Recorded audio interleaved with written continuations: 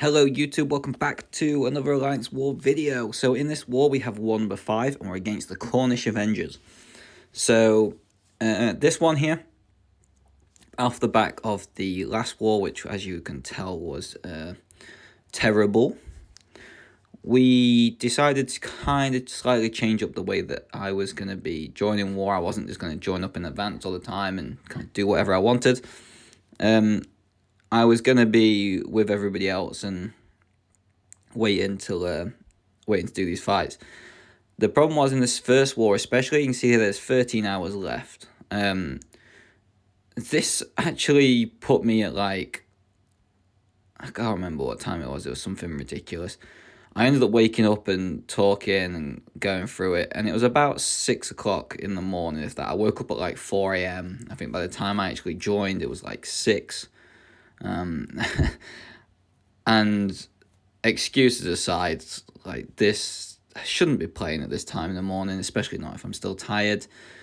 And that's also part of the reason why I left GT, because again, I was kind of look, I'm not really that bothered. And then I came here and did this again, and I thought, yeah, okay, just don't do it. Don't be silly anymore. So we're going to go into this Kingpin fight here. Nothing in Section 1 for me. I'm going to go straight into this Kingpin. I have the White Magneto on the team. The way it's working out for the most part at the minute, I can't seem to squeeze White Magneto in with Archangel ever on my team to give me the ability accuracy increase. But you're going to see here, the neurotoxins applied fast enough for me. Kingpin's just going down a treat, and he's dead. 30 seconds, nice steady fight. We enjoy that. Anyway, coming into this next fight now, we have this Mephisto on 26, which I think is a really, really good placement. There is a few counters to it that people have discussed. We were just gonna test whether this counter that I thought potentially could work would work, because of the situation we'd put ourselves in with planning and stuff. I won't go into details, but the original plan for this fight is something that we couldn't do. So I was like, let me see if Nebula can work. She's sick and tired, so if I can get up to the special 3, play around, conflict her a little bit, possibly I can just heal block them, get it all done. Put on this invulnerability here. You can see I've got a 20% boost on, and I'm just going to go into it. So again, like I said, she is a sick and tired attacker, so after 3 debuffs on Mephisto, he'll be passively heal blocked. So I've just got to work around that. So this was a very low Sig Mephisto. I think it was only Sig 20. And you're going to see that the aura procs quite a lot anyway. There I was really stupid, walked into a special 1. There I was even more stupid and decided that I wanted to chew a heavy attack and lose every single bit of the indestructible boost that I just wasted 10k loyalty on. Yeah. Good times. So now if necessary, I can bait a special 3 and deal with that. That idea is now gone. So you're going to see here, still trying to play around Mephisto's aura whenever I can, try not to stay too close. We're up to the charges. There I eat a special 1 again. So you can see just how tired. I am playing like I'm playing with my feet. I think if I'm playing like this, if Mephisto was the boss, I think even a Spider 2099 probably would have died. So do the special 3 dance in the corner, get up to the special 3. Had I not taken all these stupid hits, Nebula's health probably would have been looking still quite good, and you can see here Mephisto would have been on the ropes, so I think he would have been down to about half. So now we're just trying to wait out the special 2. Again, if I had the invuln, I would have just pushed him to special 3 here. There'd be no danger of them constantly causing the aura to keep coming back, because they wouldn't have stole 2 bars of my power. And I can start throwing these shocks on here, get the heal block on, as you can see. And then we can just start working through the fight and trying to get Mephisto down a little bit quicker. If we can get the shocks to trigger just before the regen triggered, then we could have also heal blocked the regens, try and get that out. But again, that didn't work. That wasn't the best idea. And just because of the way that the fight had gone, I kind of got to the point where I couldn't really do anything else here. I'm sat in the corner trying to just like take a couple of hits and decks where I could, trying not to stay too close to him at any point. It's back to another special 2, and yeah. Luckily for me, he's down to 1 charge now because of him hitting me in the face with a special 1. But there's just nothing I can do here. I just have to accept defeat. I can't fight out of it like I have the others. There's just unavoidable damage that Nebula's not immune to. So I died. Again, it is what it is. I wanted to test the counter. I do think she could work if you played her right, but she's definitely not a good counter.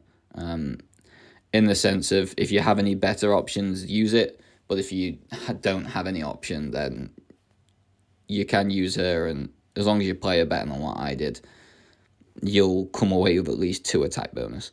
So here we go back in, and we start dealing out some damage. You can see, again, if you were using her, you could turn on suicides to get even more damage. You could have the white Magneto pre-fight on it to make sure you could parry and not trigger Conflictor. There's loads of things that you could do to make this fight even a little bit easier with Nebula again. I just didn't. While he's not got a bar of power, I'm going to go back to doing 5 hits, but I shouldn't be doing them. And as you see there, I backed up. While he has a special 1, just so I don't get that situation again where they smack me in the face straight away. And then just trying to get this special out of them at any point. They finally throw it. And yeah, we're up to the 20 charges. Again, sadly, because of the Conflictor node, you can't really, with Nebula, you can't really use her to kind of force it and then throw the special 2.